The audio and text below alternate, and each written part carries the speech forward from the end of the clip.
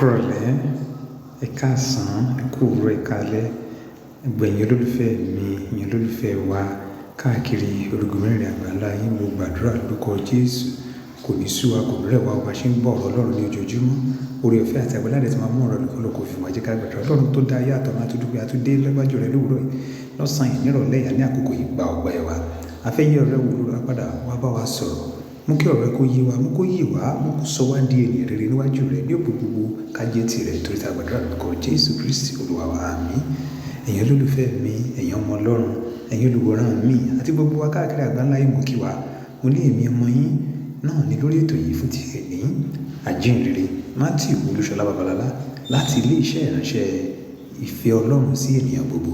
Tí ẹ bá ní okun tẹ́ fẹ́ bá mi sọ fún ìgbaniníyànjú, fún àdúrà, fún ọ̀rọ̀ ẹ̀bẹ̀ àbí fún ìgbaniníyànjú àbí fún ohunkóhun tí ẹ lérò pé ó yẹ kí n mọ̀ nípa ẹ̀, ẹ pè mí tàbí kí ẹ sẹ́ndì àtẹ̀ránṣẹ́ sí mi lórí +234 90 20 60 11 15 +234 90 20 60 11 15. Kí ni a fẹ́ bá wa sọ lénìí? Ìta fẹ́ bá wa sọ lénìí náà ni wípé ó dá lórí àkòrí tó wípé ta ni èké? Ta ni èké? Ǹjẹ́ èké ni mí? Ǹjẹ́ èké ni ọ́? Ẹ jẹ́ ká sáré wo Epísítélì kejì Jòhánù tá ń bá bọ̀, orí ìkejì ẹsẹ̀ 20 sí ẹsẹ̀ 22. Epísítélì Jòhánù kìíní orí ìkejì ẹsẹ̀ 20 sí ẹsẹ̀ 22. Ẹ ká sáré wo pápápá.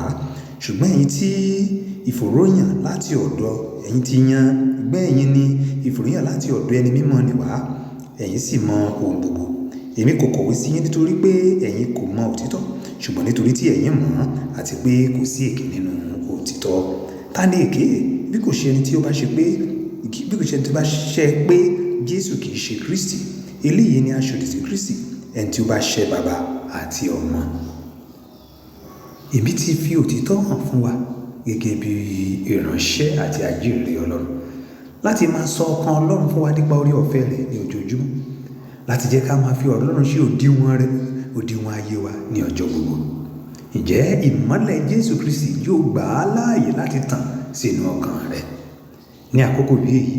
Ǹjẹ́ a ti fi ẹ̀jẹ̀ Jésù Kristi ra ọ́ padà? Ǹjẹ́ o wà fún Jésù? Ǹjẹ́ o kìí ṣe èké? Ta ni èké? Èké náà ni aṣòdì sí Kristi. Aṣòdì sí Kristi pẹ̀lú sí bẹ ní àkókò yìí. Àwọn náà sì láṣòdì sí Kristi, àwọn tó yẹ wípé ìgbé ayé wọn ó lòdì sí ti Kristi.